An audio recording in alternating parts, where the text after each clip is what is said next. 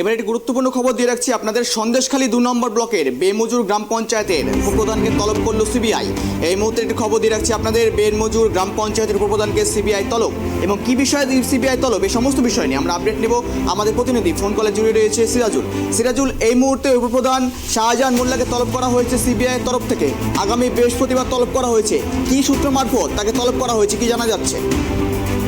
এটা আগে জানি রাখবো, যেটা আগে কিন্তু 29 তারিখ গত মাসের 29 তারিখে যে মজুরি একটা আইএসএফ এর কর্মীদের মারধর নিয়ে একটা অভিযোগ উঠেছিল, যেটা আইএসএফ নেতাকর্মী সংস্থারা কিন্তু পতাকা লাগাচ্ছিল। সেখানে কিন্তু এই শাহজাহান মোল্লা অর্থাৎ ছোট শাহজাহান, এই ছোট শাহজাহান বেড়মজুর গ্রাম পঞ্চায়েতের উপপ্রধান, তিনি কিন্তু দলবল নিয়ে গিয়ে আইএসএফ কর্মীদের উপরে চড়াও এবং মারধর করেন এবং একজন বয়স্ক আইএসএফ কর্মী পেটে ছুরির আঘাত করে।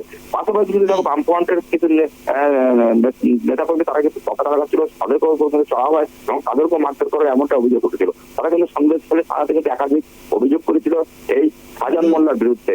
অর্থাৎ তাদের নারীদের হুমকি দেওয়া থেকে শুরু করে একাধিক অভিযোগের ভিত্তিতে তদন্ত হয়েছিল।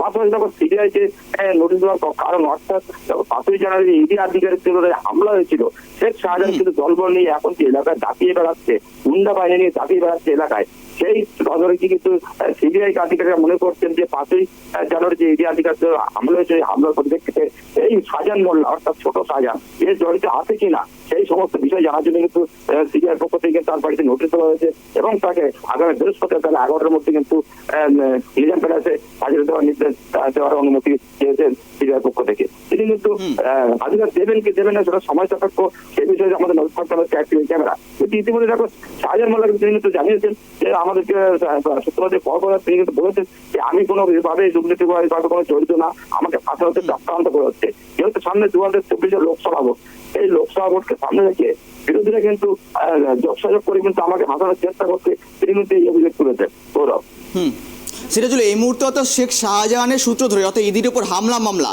সেই সূত্র ধরেই তাকে তলব করা হয়েছে এমনটা তুমি বলছো। পাশাপাশি আইএসএফ এর সাথে গন্ডগোলের জের, সেই পরিপ্রেক্ষিতে থেকে আইএসএফ কি ইতিমধ্যে হাইকোর্টে আবেদন জানিয়েছিলেন?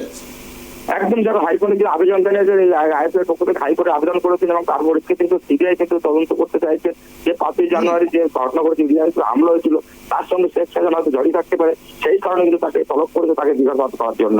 গৌরব, একেবারে সিরাজুল, ধন্যবাদ তোমাকে। নজর রাখো সমস্ত বিষয়ে। শাহজাহান মোল্লাকে নোটিশ দিল সিবিআই, অর্থাৎ ইডির ওপর হামলা মামলা, সেই মামলা সূত্র ধরে ইতিমধ্যে শেখ শাহজাহানের সঙ্গসাথী বলে হিসাবে তাদের সাগরেদ হিসাবেই কিন্তু ইতিমধ্যে সন্দেশখালীর বেনমজুর গ্রাম পঞ্চায়েতের একেবারে শাহজাহান মোল্লা উপপ্রধান, তাকে কিন্তু নোটিশ দিল সিবিআই।